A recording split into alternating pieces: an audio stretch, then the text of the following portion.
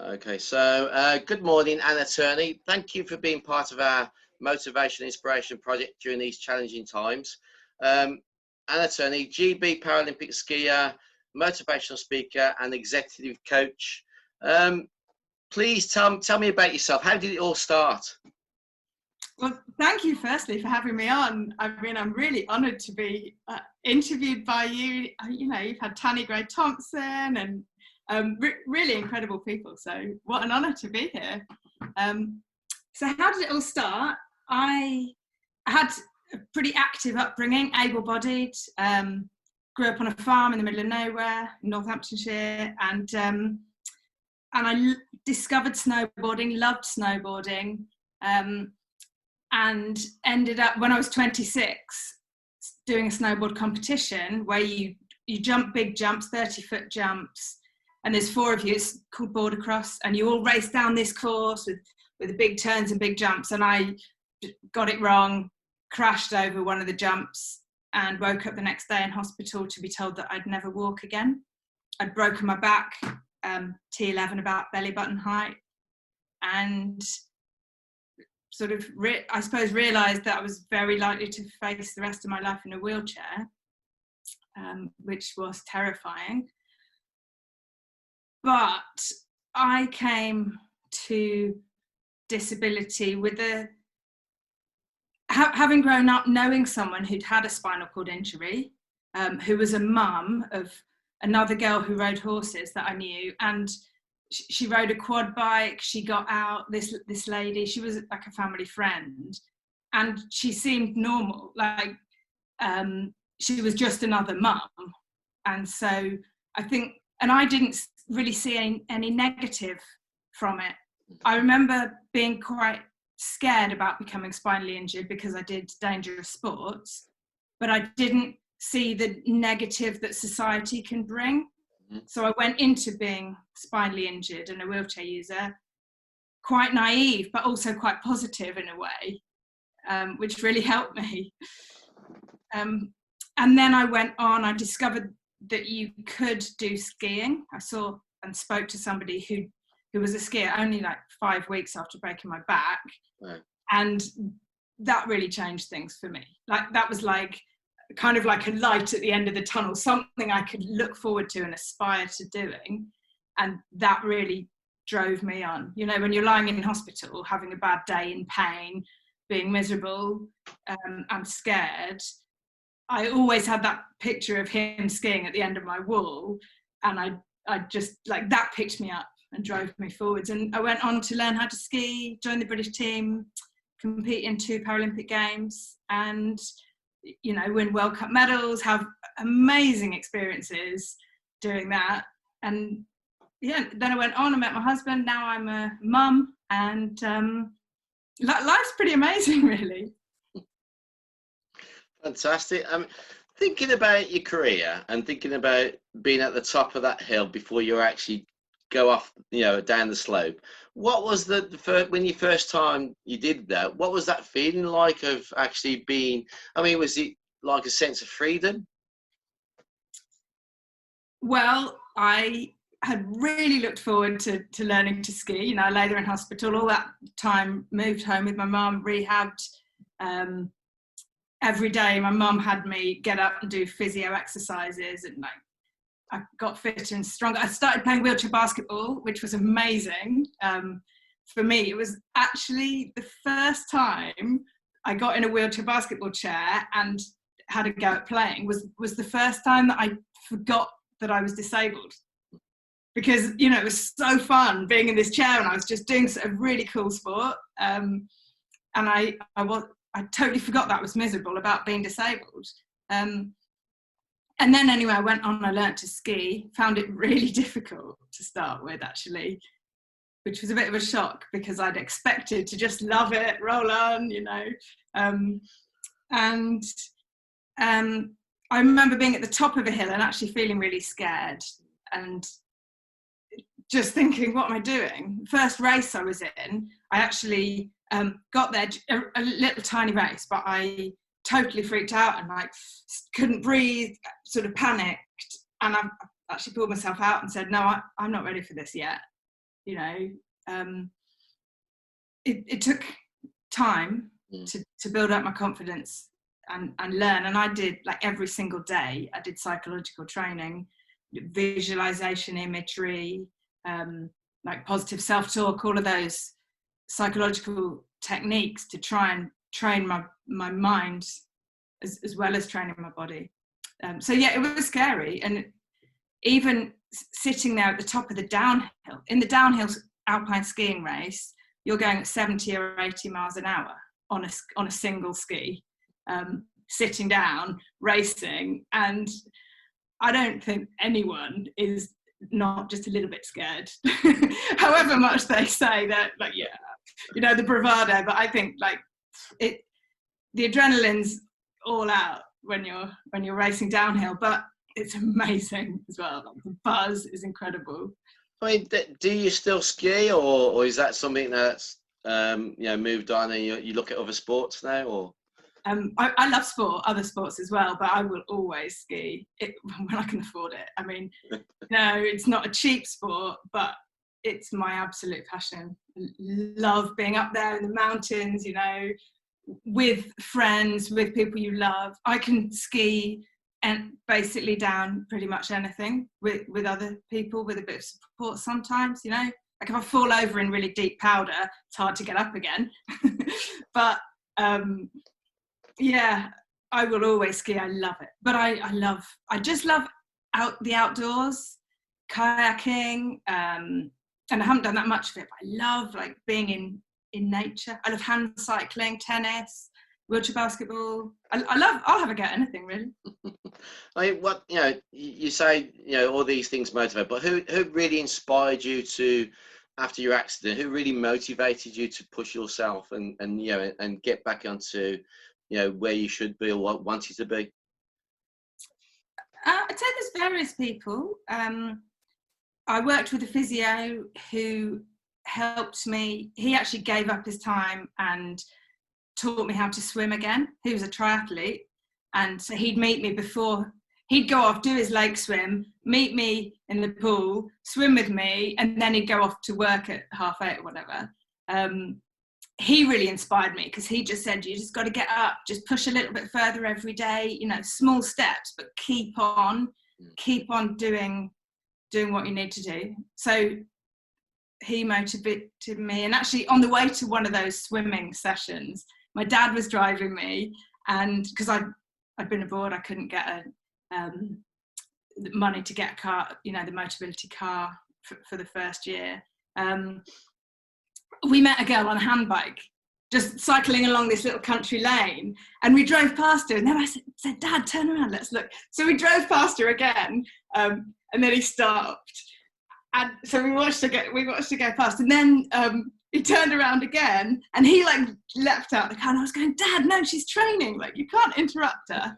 Anyway, that was Rachel Morris, who's a hand cyclist, gold medalist from the Paralympics, and then she did rowing. But she became a really good friend of mine, and she inspired me, definitely, because at that point she wasn't a Paralympian, but she was playing basketball, got me into sport, lent me kit, and just became a good friend.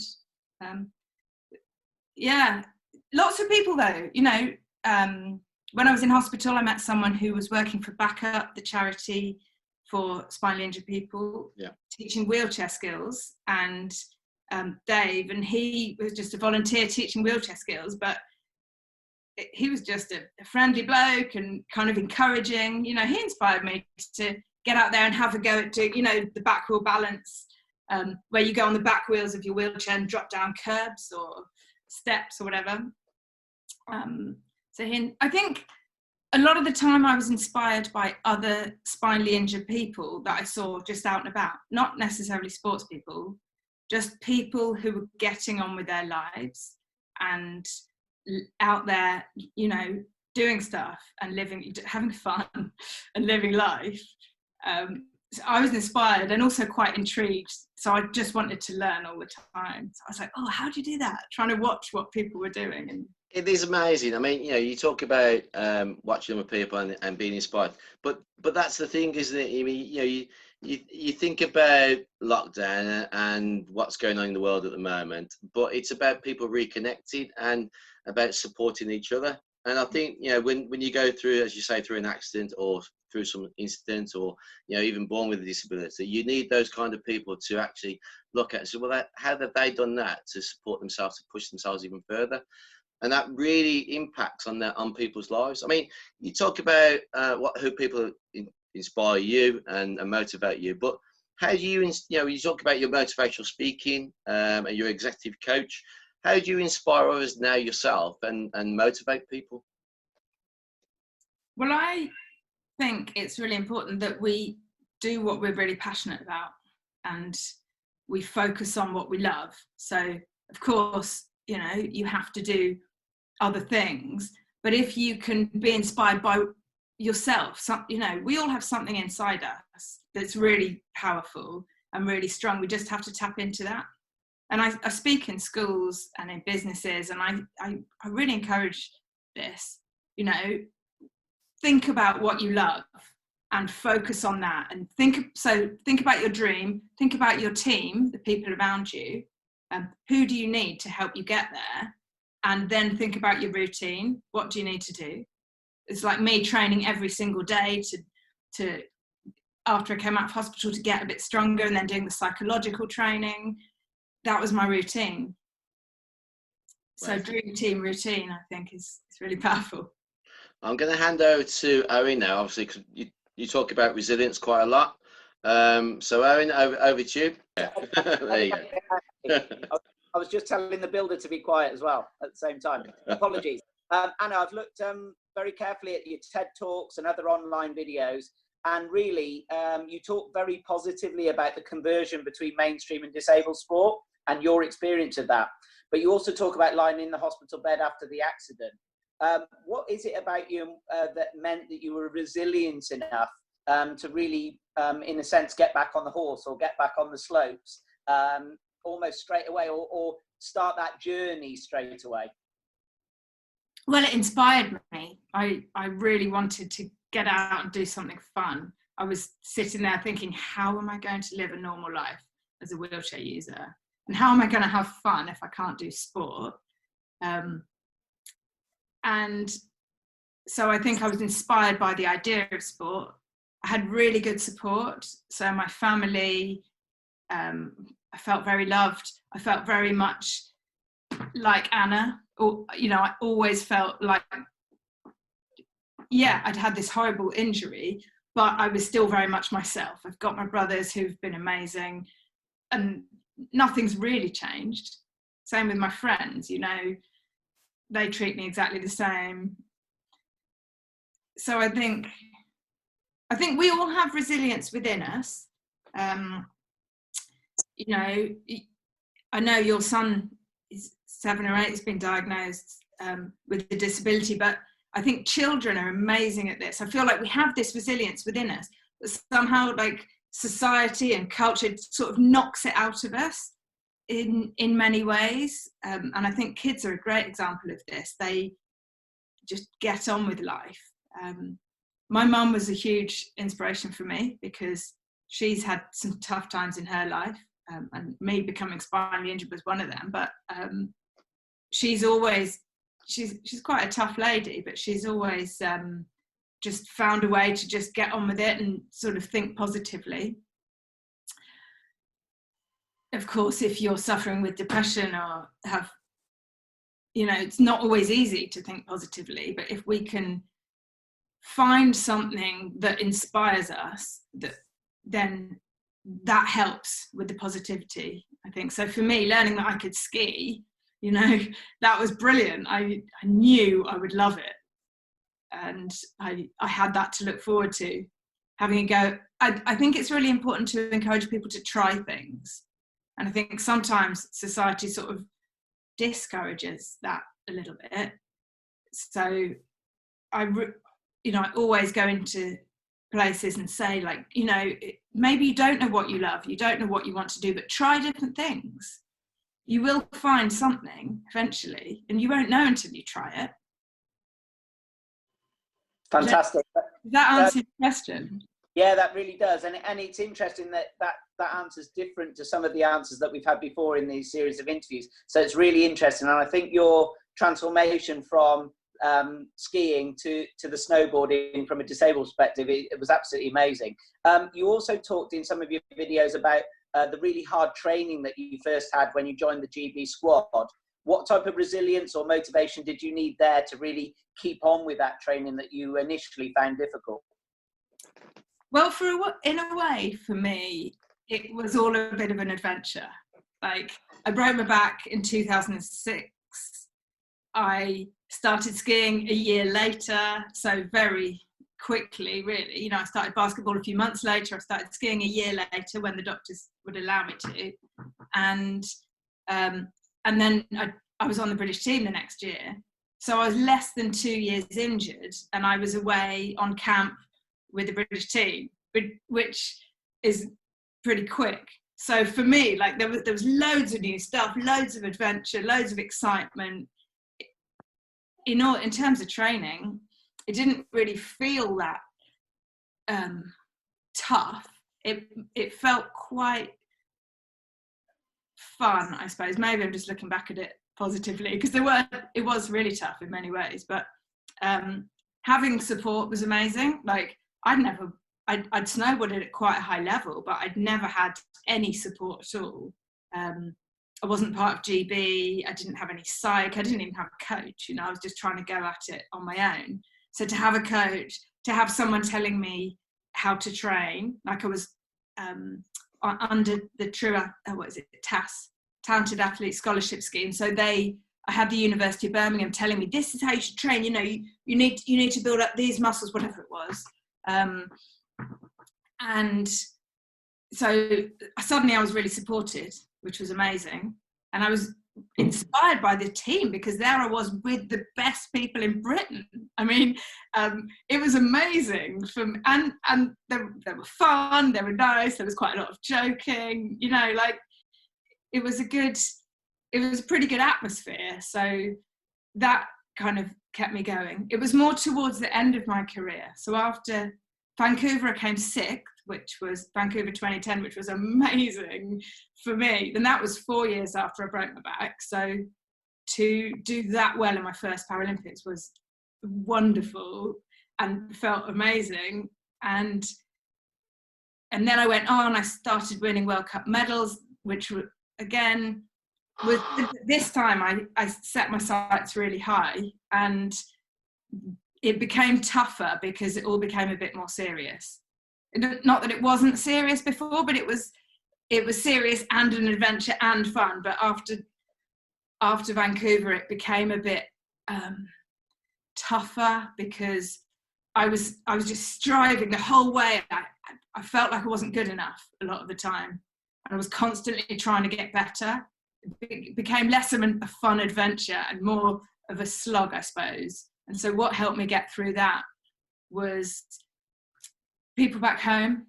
So again, my team, my friends, my husband Pete, my family, people on the team as well to a degree, but and other international athletes. Like, I really loved. I speak French, and I like to have a little go at speaking other languages. So I kind of communicated with other people from different countries, and I guess I've always been quite interested in different cultures. So that made it fun. But sometimes the day-to-day slog, you know, getting up early in the morning and working really hard, and then be told you're not doing it well enough, it's tough. But I think if you can be inspired and have good people around you, you can keep moving forwards. And goals, you've got to have some good goals to keep the motivation up. That's great. I'll be calling you for some life management tips myself, I think, after this interview. One thing I've asked many of our guests over the summer is, I'm really interested in the difference in reaction to disability sport for people that have always had the disability from birth, and people who are either diagnosed with a disability later in life or suffer an accident like yourself. In your experience, have you got any ideas of the difference in approach towards disability sport for those two different groups of people? think it's very personal. So I think generalizing can be quite dangerous. Some people have a spinal injury and are very well supported and, you know, aim and work hard to do what they want to do and are able to get out there and be really successful. And others face different challenges. You know, I think it probably comes back to mindset. So if you are able to have a growth mindset and think, yeah, people can change and people can develop, that helps. I think culture is changing and society is changing bit by bit, not really quickly enough, but sometimes I think we look at ourselves and think, aren't I lucky in many ways? I remember speaking to someone from the Swiss team who has whose arms didn't develop as a child. I don't know what his disability is. He stands up and walks, but he has these tiny little arms that spasm a lot and hands that don't function that well. And I was having a good chat to him, and he said to me, "Oh, I heard that you had a spinal injury. That must have been so tough," he said to me. And I remember looking at him and thinking, wow, I mean, you've grown up all your life with part of your body that doesn't function properly, doesn't look like most people's, and you've had to go through school with that. And, you know, this guy, I remember thinking, wow, that's so tough for you. So it was our different perspectives that was interesting for me. I mean, it must be really hard going through school with a disability. But yeah, I see people who have acquired a disability as children and got on and done amazing things. I think a lot of it comes down to how people treat you, actually, and, you know, how you can learn to treat yourself. I think the nicer we can be to ourselves and to each other, the better, really. Great. And my final question really leads on from that. It's we've got a wide range of parasport opportunities for children in Birmingham through the Birmingham School Games and certain specialist schools as well. So we're really keen to encourage that. On a school basis, though, what advice would you have for teachers, coaches and sports coordinators to really make sports and PE and physical activity accessible for all people within school? And then how can you motivate them to take that outside of school and attempt to do some of the amazing things that you've done in your career?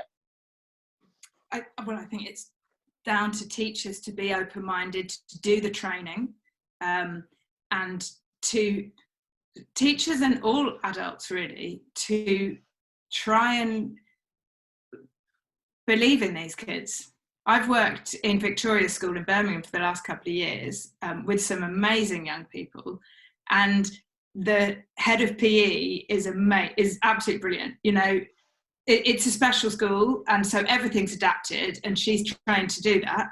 But it's brilliant. Everyone gets involved. Everyone has a go.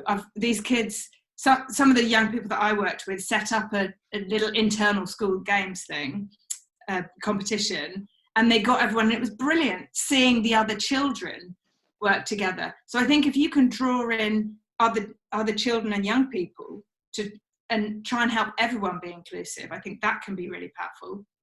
The teachers don't just have to do it on their own. They can work with other young people, and that's brilliant for everyone's development mentally, you know. Fantastic. Thank you very much for your time, and look forward to possibly working with you up to the Commonwealth Games, obviously in Birmingham in 2 years' time. So that hopefully should be fantastic. Thank you very much. Oh, I'm so excited for that. It's going to be amazing. Thanks, Zoe.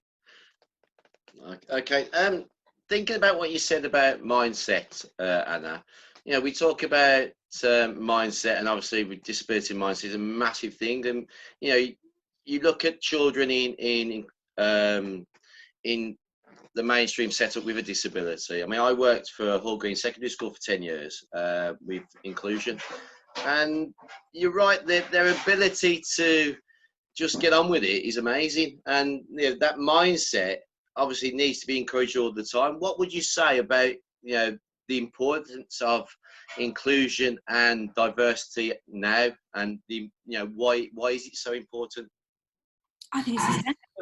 I think everyone brings something different to the table, and we've been so limited, just historically, not bringing enough women in. Mostly people on boards are grey-haired men, and actually white men, middle-class men. Like, I think there's a lot to be said for bringing people from all sorts of different angles, because they have different experiences and see things from different perspectives.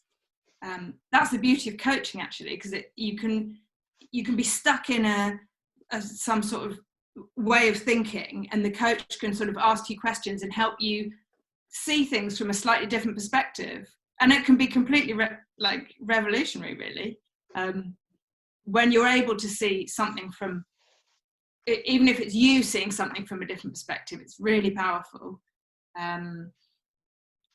Like, I suppose, becoming disabled, I'd never thought about how annoying curbs can be, or steps, or having to get a ramp every time you want to get on a train and book it in advance,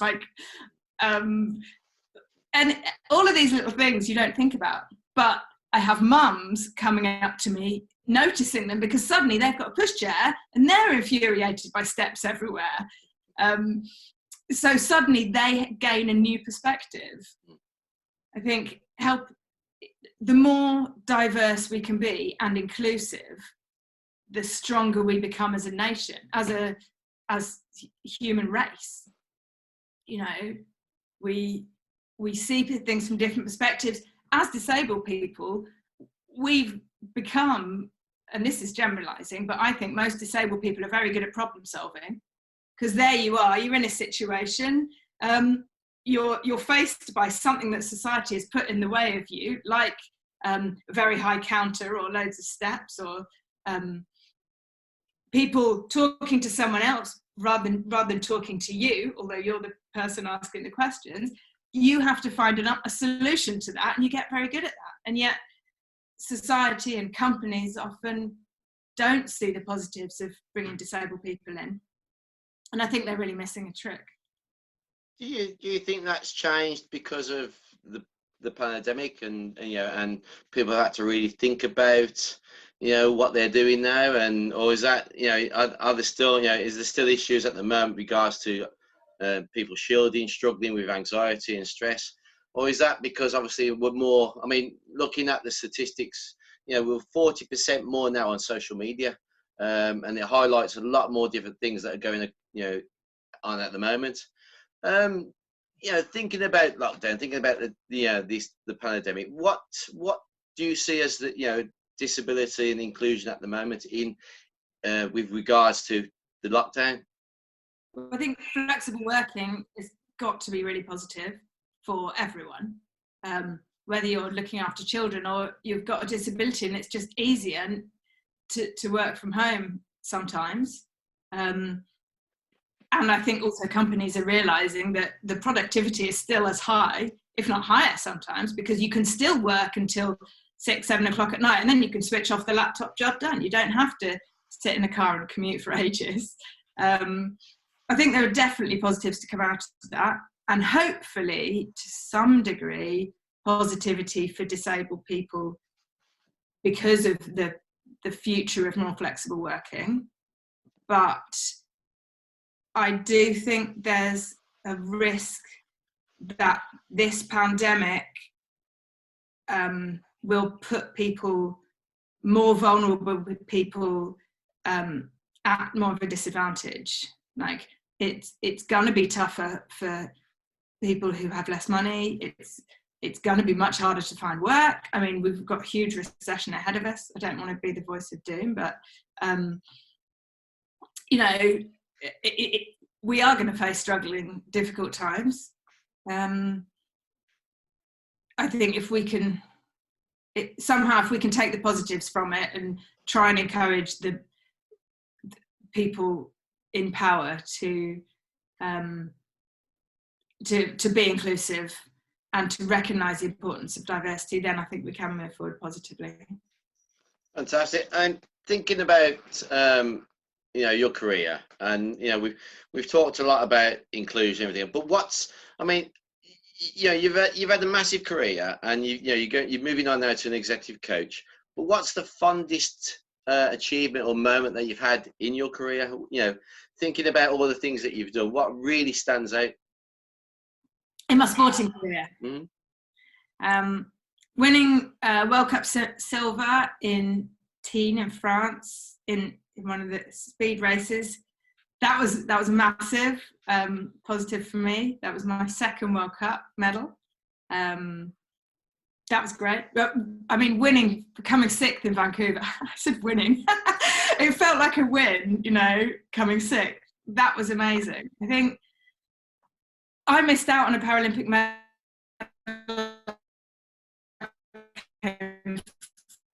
Fourth and found it very hard to come through that positively, although I was fourth in the world. I think we can get so focused on outcome goals when actually you can't control what other people do. You can only control your own performance. So I know that in the downhill in Sochi I crashed, but I gave it everything. I skied really well until I crashed.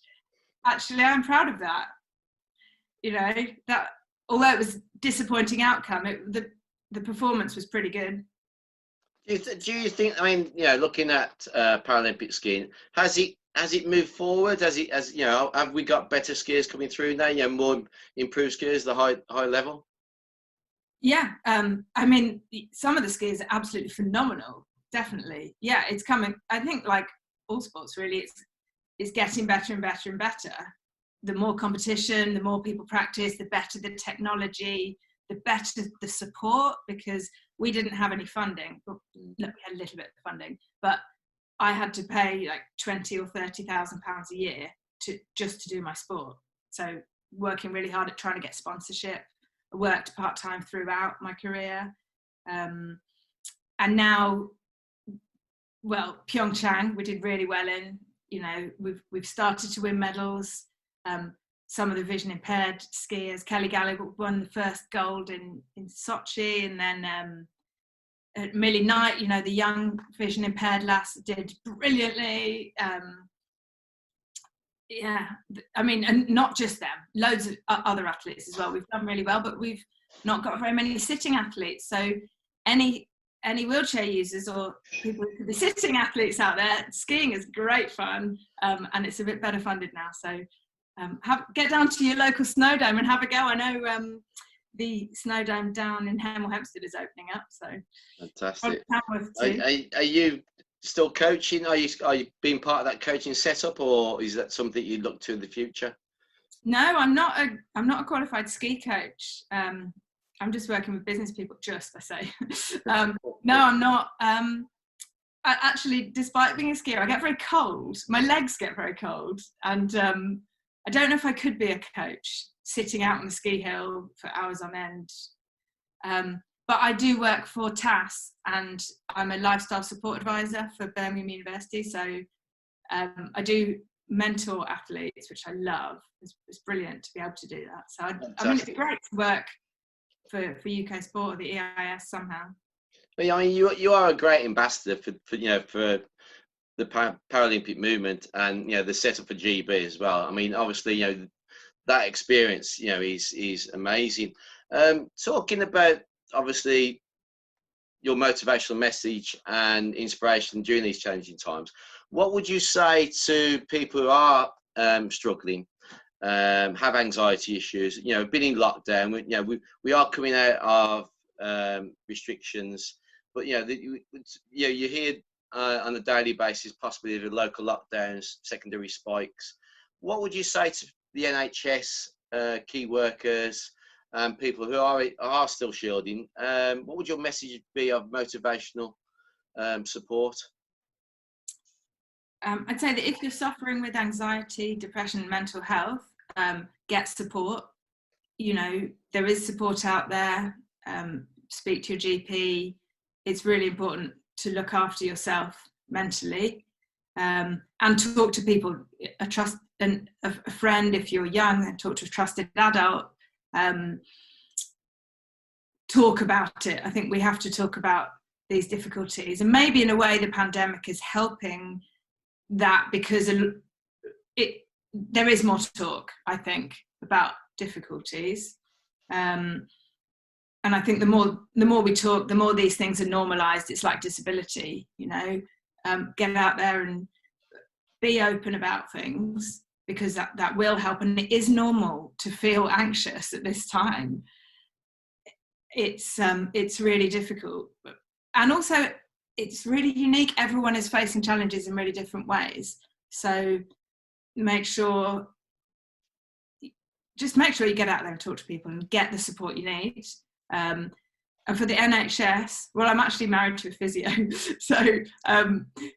so he's been out there working throughout lockdown. My 4-year-old daughter and I moved in with my dad at the beginning of lockdown because he was very ill and we wanted to shield him, so we didn't have to have carers in, which was an amazing opportunity because actually he died a month in, so we were able to spend some really key, valuable time with him. But I think we've just got to support each other as much as we can, you know. We've just got to be there for each other, and we can do that. We're stronger together, aren't we? We are. I mean, yeah, we've talked to a lot of people over the last couple of weeks, and I think the one message that's come out is that it's all about people reconnecting, and and as you say, talking to each other, and about just having that contact, even if it's social media, by seeing somebody who understands and is able to chat and perhaps share a smile. It's really, really important. It's really difficult, isn't it? I mean, although even just walking around my village, I feel like in lockdown people have had a lot more time to stop and chat, and I've felt much more need to chat. I mean, I'm quite chatty anyway, but I found myself stopping and chatting to people that I wouldn't normally chat with, really, apart from just a hello. So I think there's definitely been a community, more of a community feel, certainly. Absolutely. We usually finish, because obviously it's our last question before we say goodbye. We usually finish with a quote. So thinking about a quote that supports motivation and inspiration to you, what would the quote be and why?